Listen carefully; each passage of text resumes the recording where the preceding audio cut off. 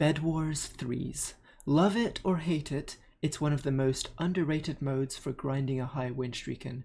Compared to 4s, it's a lot harder to get a win streak in, since there are just more parties in the mode and it's easier to lose your bed to an enemy.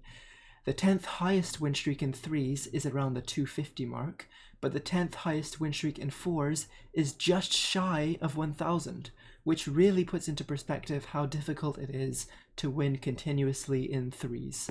Over the past few weeks, I've actually been slowly grinding a 3s win streak, and after hours and hours of grinding, I finally achieved a record win streak today. Now, how exactly did I achieve this win streak? What strategies did I use? Who did I play with? That's what today's video is for. I hope that these strategies and tips I show in this video are of some use to you. Perhaps you'll be breaking records too in no time. Starting off, each player in the team has a specific role. There's the first rusher, the second rusher, and the third rusher. The first rusher waits for 16 iron, then drops any spare gold back to his teammates and buys 64 blocks from the store. The first rusher then bridges mid, inclining or stacking up every couple of blocks to reduce the chance of being rushed by other teams. Then, he rushes a base that has no defense on the bed. Note, the first rusher should be calling out defenses and player movement whilst in mid.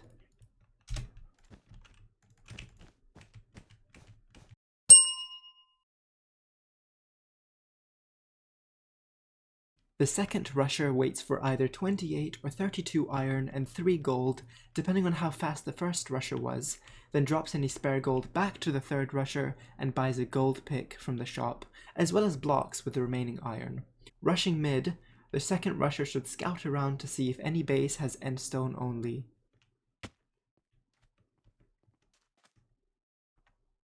Target acquired.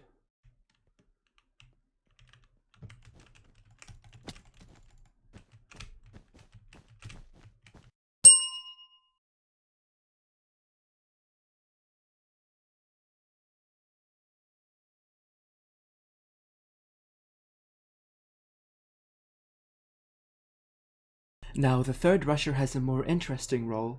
Their job is to place defense down and then TNT rush.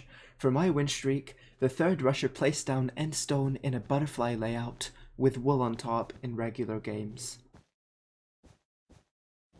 A wood, wool, or wood, glass butterfly defense was also placed against sweats and good parties.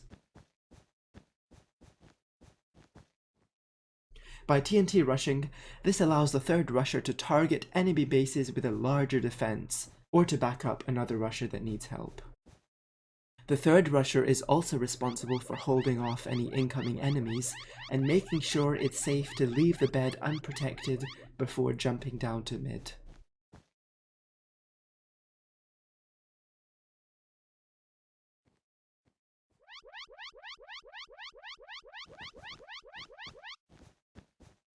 So that's the basics of the third rusher's role, but there are a couple of extra things they can do. For example, on some maps such as Eastwood, I would normally place a couple of blocks as such.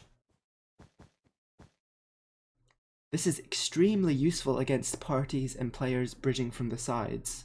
Why, you may ask? Well, it allows us to get a height advantage quicker than from starting on the ground against incoming enemies.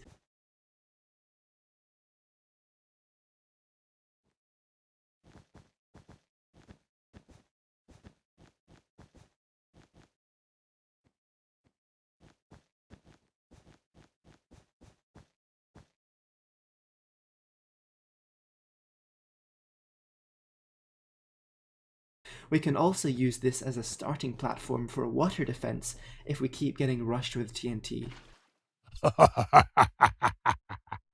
It also makes escaping from our base easier if we don't have a bed.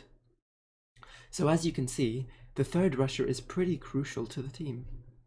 So yeah, we've sort of reached the end of the tutorial part of the video. I hope you guys definitely learned something from it. As I said, I can definitely vouch for this strategy since I've used it the whole time and got a 303s win streak yesterday. But yeah, all of this might seem a bit boring in the sense that, oh, it's very strategic, I'm not going to have fun because I'm going to be thinking too much about all this. But eventually, this game sense and But yeah, this game sense will just come naturally to you, and you can still just have fun and laughing calls and whatever, and it will just be second nature to you, calling out people and running back to base and changing your perspective to make sure no one's behind you. It will just become natural to you, so don't worry too much. Anyway, I hope you guys enjoy the rest of the video. These are just a couple of clips that I recorded whilst grinding for the 300 win streak.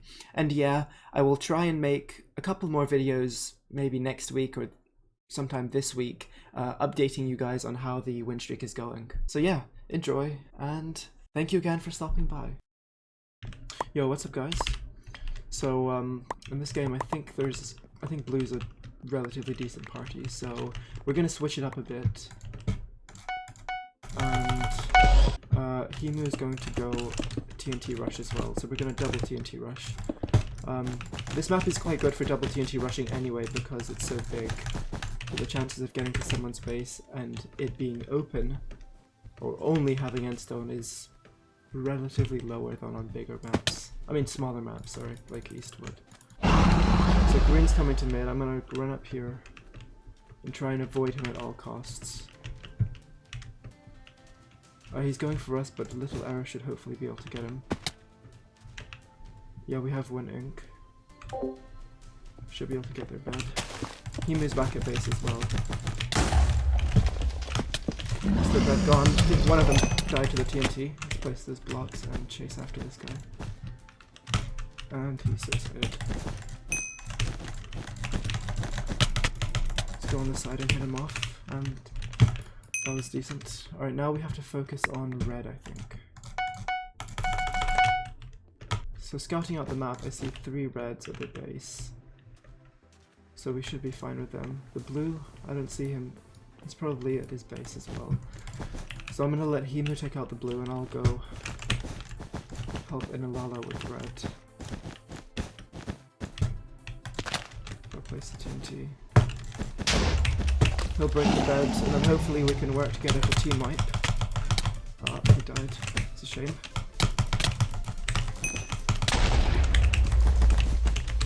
And we go around, and there we go, another team wipe. The blue must be giving Hino a problem. Hopefully they know where he is, but I'll buy a trap just in case.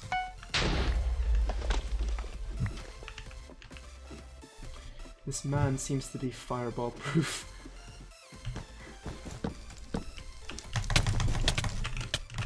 I died. Oh, nice. GG. If you guys like the video, then smash like and I'll do another one. Maybe for doubles or 4s or another 3 strat. But yeah, see you guys in the next video. Peace.